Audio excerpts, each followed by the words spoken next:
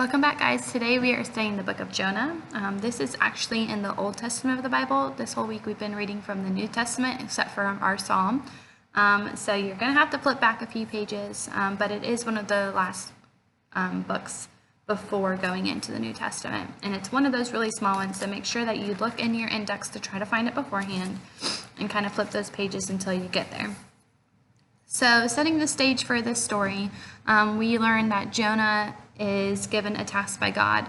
And right now in the world, there's a lot of sin, and it was pretty bad back then as well. And so the task that God gave Jonah was to go to this empire that was known for doing bad things. I just want to read this to you really quick. This is from my Bible. It kind of gives us a little background story. Jonah was given such a task. Assyria, a great but evil empire, was Israel's most dreaded enemy. They flaunted their power before God and the world through numerous acts of heartless cruelty. But once God told him to do that, what did Jonah do? Well, if you don't know the story, Jonah ran the other way. He was like, forget that. I am not going over there. I'm going over here. And God really taught him a lesson through that. And he was trying to run away from what God was calling him to do. And sometimes in our lives, we are given a task by God, or we're put in a situation that we're like, I really don't want to do this. This is not something that I'm very comfortable with.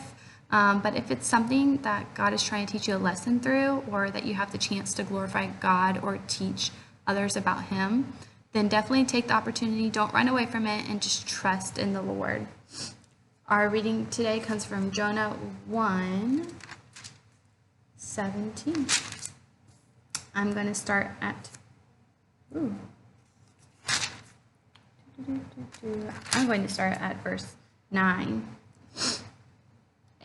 So they asked him, tell us, who is responsible for making all this trouble for us? What do you do? Where do you come from? What is your country? From what people are you?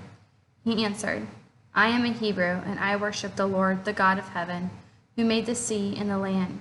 This terrified them, and they asked, what have you done? They knew he was running away from the Lord because he had already told them so. This when Jonah was on the boat, heading in the other way.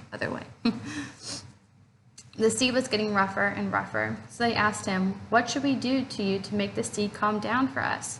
Pick me up and throw me into the sea, he replied, and it will become calm. I know that it is my fault that this great storm has come upon you. Instead, the men did their best to row back to land, but they could not, for the sea grew even wilder than before. Then they cried to the Lord, O Lord, please do not let us die for taking this man's life. Do not hold us accountable for killing an innocent man, for you, O Lord, have done as you pleased.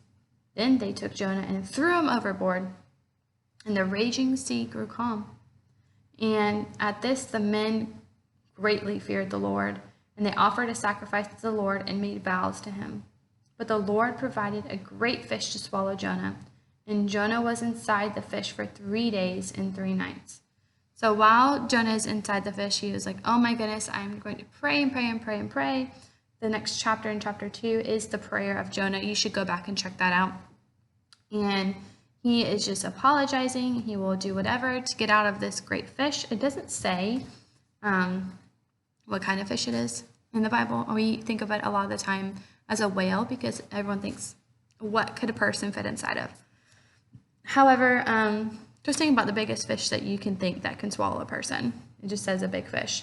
And he's in there and hoping that he is going to make it through this. And what happens? The fish throws him up onto dry land somewhere else. And he makes his way to Nineveh and proclaims the word of the Lord. So I just want to remind you that even if you're mad, or if you do something wrong, again, God will always forgive you, and you should always go and ask for forgiveness rather than running away from the Lord, because He's always going to see you, and He's always going to find you and wants you to come back into His kingdom. Thanks, guys. It's been a great week.